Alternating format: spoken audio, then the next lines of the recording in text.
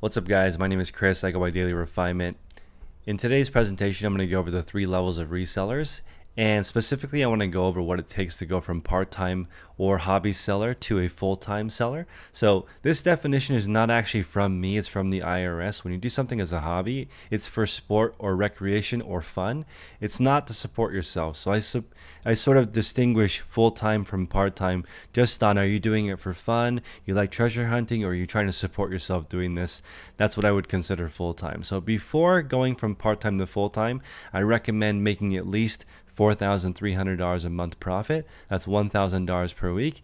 I recommend you do that while you still have your full-time job. That's what I did the first 2 years that I was reselling. I just reinvested all the money back in. This is 5 or 6 years ago, and I've just been rolling the money back in, and it's turned from the full-time level in the center here all the way to the enterprise level, where it's completely different. So these 3 levels of reselling are very different. The amount of income is different, the gross revenue is different. They're totally different. So let's start off with just the gross revenue. In a hobby store, you're going to live and die depending on what you find. It's random income. There's no income security because you don't know what you're going to find at a garage sale or a flea market or thrift stores. You don't know how much you're going to make because you don't know what you're going to find. When you move to the full-time level, you're going to have more predictable income and more predictable traffic because you're listing a specific number of items into your store, and they're usually pretty similar, so you kind of get an idea of what your traffic is going to look like. In my full-time store, Reseller Nirvana, the traffic is between $500 and $1,000 per day, and that store makes around $2,000 per week profit every single week. My enterprise store, Daily Refinement, does around $3,000 to $4,000 a day in revenue. That store has employees, that store has suppliers. It's very different. I also pay myself a salary in my Daily Refinement store. So I get a set salary per month based on what's reasonable. So I consider $4,000 or $5,000 a month reasonable for what I do at my company. So that is my salary. And then a profit share means I get what is left at the end of the year as a disbursement. So I'm a single person corporation in Daily Refinement. In my full-time store, which is called Reseller Nirvana, I'm essentially just, you can be a sole proprietor. You don't actually need to set up an LLC or an S Corp or anything different. You can just file under your social security number. It's no different than just working for yourself and earning a little extra cash. There's no company required when you're doing this full time. And in the hobby part-time level, you still need to report your income. A lot of people think that there's a threshold where you don't need to report your income, but if you make $1 profit, you're actually supposed to report it to the IRS. So I would say definitely get a CPA, meet with a tax professional if you want to actually do this for a living, because there's a lot of tax savings and there's a lot of ways to defer tax into the future. Reselling and all small businesses just like that is a good place to build some wealth by reinvesting into your company and deferring the tax to a future time. Okay, so now we're talking about income. When you're doing it as a hobby or part-time, just a reminder, your income is random. When you do it full-time, it's more set. And then when you're an enterprise, when you own a company that resells, you usually pay yourself a salary plus the profit share at the end. This is really important because right from the beginning, you can decide what level you want to be at. Next is, what do you actually sell? In the beginning, when you're a hobby part-time seller, you don't know what to sell. You sell whatever you can find. So I put in here, whatever random stuff found in random places. That's what you sell in the beginning. When you become full-time, you source specific categories from specific suppliers, or you go on a specific route. And usually people will go 1 day a week or 2 days a week, or maybe they do 3-4 hours every single day. I would say the actual work part, shipping, listing, taking photographs, prepping, for a full-time professional reseller is about 20 hours a week. That's the actual work part. The back end, the administration part. The rest of the week, depending on how talented you are and what your connections are, is how long it takes to get the inventory that you actually sell. Sometimes you can order it, but my experience is if you order the inventory, it's going to be much lower quality and much lower margins. So in order to really do well as a full-time reseller, either you need to go get it yourself, or you need to do enough volume to justify buying stuff from a supplier where the margins are much lower. So there's just sort of 2 ways to do it. Do everything by yourself, make all the money, or let other people help you, like buyers, or maybe you have a lister, or maybe you have a photographer help you. That's eating some of the margins, so you're gonna have to do a much much larger amount of volume, usually like double if you want to make the same. Next is going to be risk level. This is important.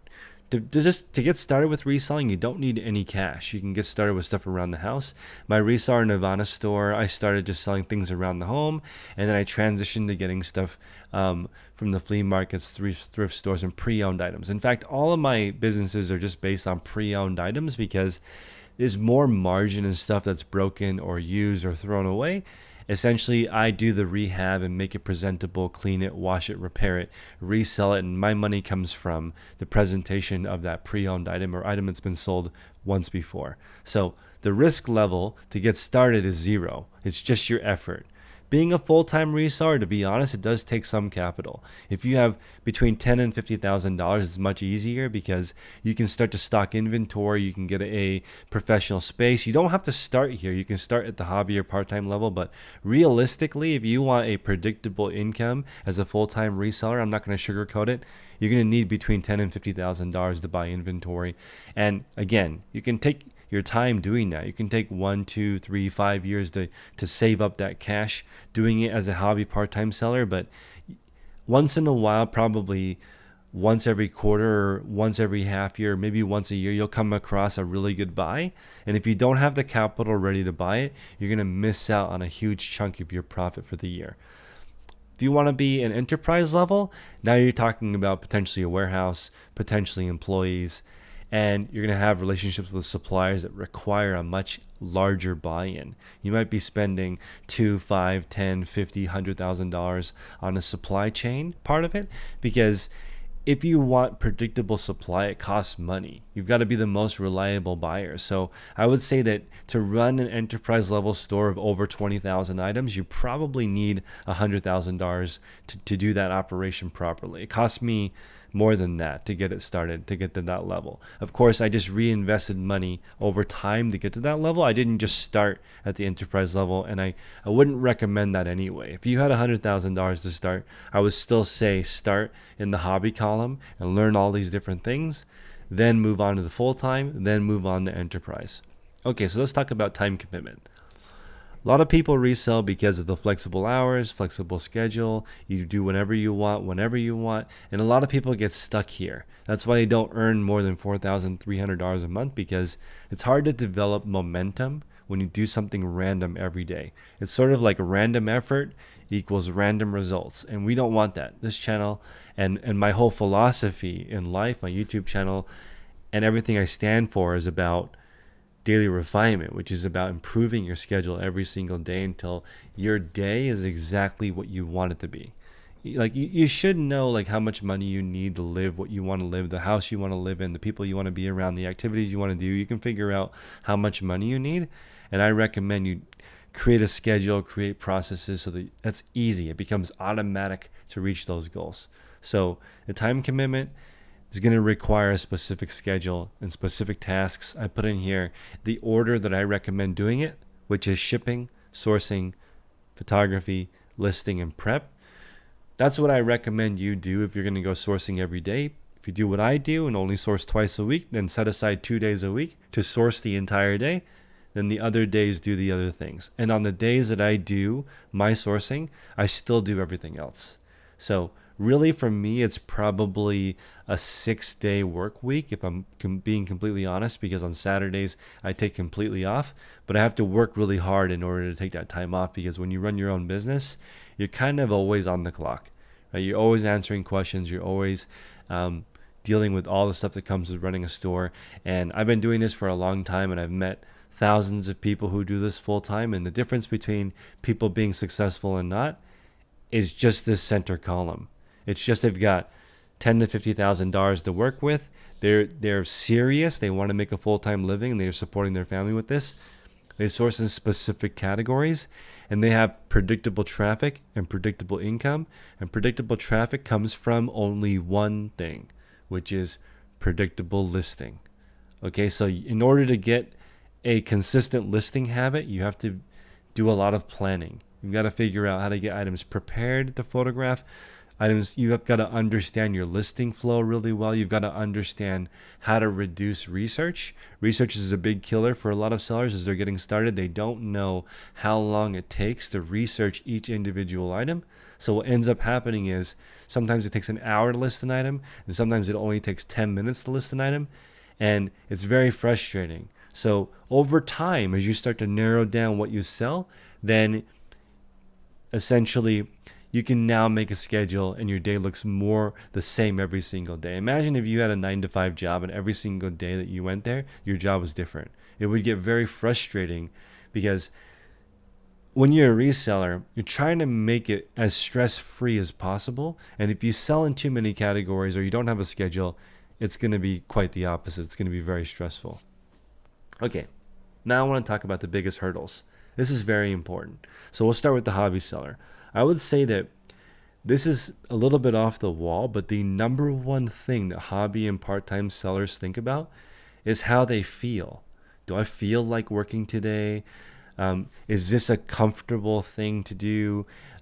What do other people think of me? They're worried a lot about how they feel instead of the actual reselling part. So I'm going to go off on a little bit of a limb here and say that in my experience as a reseller, networking was largely a waste of time. I went to eBay Open, I went to Posh Fest, I hosted my own meetups, I've met literally thousands of resellers in the flesh, in person. Most of that was a waste of time. I wish I had just spent that same amount of time researching a specific niche like shoes or clothing or car parts or DVDs and really understood what the market is on those items. What kind of people buy those items? Where can I buy those items? What are the margins like? That was way more important and made me way more money than meeting people. And I got mesmerized by it. I got sucked in. I got on the YouTube. I wanted to meet everyone. And it was largely a waste of time. I wish that I had just understood that reselling, and maybe take a second and write this down, is mechanical. It's not emotional. That's why the best resellers are accountants and engineers. The best resellers are not people who have a good eye for buying things. That's not related to how well you do as a reseller. Being good at reselling is like being a master puzzle maker. You're like, okay, this piece goes here, this piece goes here. Now I can see the whole picture. That's what it's mostly like. So the biggest hurdle for hobby part-time sellers is constantly worrying about how they feel, honestly. Just focus on how reselling works and you'll get to that next level. So also learning how reselling works and chasing bolos. And bolos are be on the lookout for items. People, when they're just getting started or part-time or hobby sellers, they see a rare item like Pokemon Oreos and they'll run to Walmart and they'll look for them, right? That is usually a waste of time. Most of the sellers that I know that make 6 figures or more or a full-time living do not do that. Unless the people I see that do make a full-time living chasing bolos, these people are working way, way more than 40 hours a week. Okay, that means that when they see something, sometimes they're on the road for 1 week, 2 weeks, 3 weeks, driving around to different states, different counties. They're always with their ear against the grapevine, listening to see what hot item they need to go chase after. It's a ridiculous commitment to follow the bolos, because if you don't act immediately, go get that item, and if you're not the first person selling it, then you have to wait till all of them are sold out and the race to the bottom before you can sell them for decent profit again. People who chase bolos work 24/7, and that's not what I'm looking for. I'm looking to teach people to be either full-time or enterprise. Work your 9 to 5, go home, spend time with your family. I do not recommend being stuck to your phone or computer all day chasing the hottest items, because that sounds exhausting. It's way better to be really good at what you do it in 20 to 40 hours a week, make all the money, and then do something else with your additional time. I think that one last thought is your mental health is really important. So I want that for everyone. Everyone needs to have really a high level of mental health. And when you're really good at a specific category, your self-confidence is really high. But if you're reliant on bolos, you're actually putting your self-esteem and your self-worth out there in the ether. And if it's variable, depending on what you find is how well you do, that's a very dangerous place to be. I'd rather you be where you can control your mental health because you control what category you sell in. You're going to be a jeans seller? Okay, great. You will figure out all the different jean suppliers. You'll figure out the best way to list jeans. You'll know the exact jean price. You'll be walking down the street and you'll be able to say, that person's jeans $24.99. That person's jeans $79.99. That person's jeans, I wouldn't be caught dead with them. Right? You'll know because you're an expert. Your self-worth will go up. Your self-confidence will go up. The amount of work you do will be less, and the amount of money you will make will be more. Okay, now let's talk about being full-time. Once you've transitioned, you have the schedule, you have your category, you have your route, you're serious. Now the key is making sure you get everything done every single day and consistency. That's why the best business books, in my opinion, just talk about habits. What's your day look like? When you wake up, how does it go? You don't need to do meditation. You don't need to do any kind of yoga retreats. You don't need to do all this crazy stuff that people talk about on Business Insider. It's just your schedule of shipping, sourcing, photography, listing, and prep. Those 5 things. Work those into a schedule so it becomes a routine. So you wake up and you automatically get there. You know how, when you drive to work, you don't remember how you did it? That's how you want your reselling to be, automatic. If you have to think about what to do next, you'll be crippled and you'll never get to that next level. You have to make it into a routine. I've never seen anybody be successful where they just wing it. You can't wing making a full-time living. No one accidentally makes $10,000 a month. There's always a lot of planning involved with it. Also, the reason why I put $4.3 thousand to $30,000 a month profit is the number of people who make more than $1,000 a day profit solo is very rare. I've only met a handful of people that make more than $30K a month solo, but I've met hundreds of people or thousands of people who make more than $1,000 a day with employees. Okay, so that kicks me to the final part of this presentation, which is what's the biggest hurdle for someone who has big dreams and big aspirations? It's mastering your process to the point where it's simple enough for somebody else to replicate. That's it. That's the true leverage part of reselling. This is why using a virtual assistant usually does not work. Okay, because you have not mastered it to the point where it's simple enough to replicate the process. You're outsourcing something to somebody else, hoping that's the same thing, but that's just outsourcing part of your business. It's not mastering.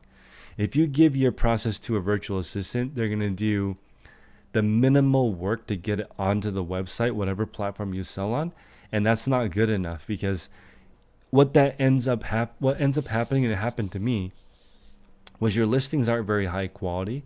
So some of them won't sell at all, and other ones you need to go in and correct, and that all that time that it takes to go in and fix it and remove items that never sell would have been better used in becoming an expert in your category. So I know it sounds counterintuitive that you need to take your time and do a 12-minute listing, meaning it might take you 12 minutes per listing to research. What is this item? What does it normally sell for? What keywords are doing well? How many items are there that are similar on the market? When you get really going and you understand your specific niche, it's only going to take you 1 to 2 minutes to list an item. But in the beginning, if you put that time in, you put 12 minutes of research into every single item you sell, check out your competition, find out what everybody else is doing, you will master eBay. If you do what I did, try to take a whole bunch of shortcuts, hire people out, hire a photographer, hire a virtual assistant to do your listings, it'll take you many, many years longer than my full-time store reseller in Nevada. Only took 90 days to go from zero, no money in my pocket, to earning a 6-figure income. It makes more than $300 a day of profit every single day now. My enterprise store took me 5 years, and it was just so much experimentation. So don't think about what's interesting. Interesting means interesting. Simple means profitable. I'm going to leave the presentation on that. Simple means profitable. Your whole existence should be, how can I make this more simple? That's why I don't recommend bolos. Bolos are not simple. Every single time a new bolo comes out, you have to start at zero again and figure out if that's profitable or not. So I appreciate you guys. We'll see you next time.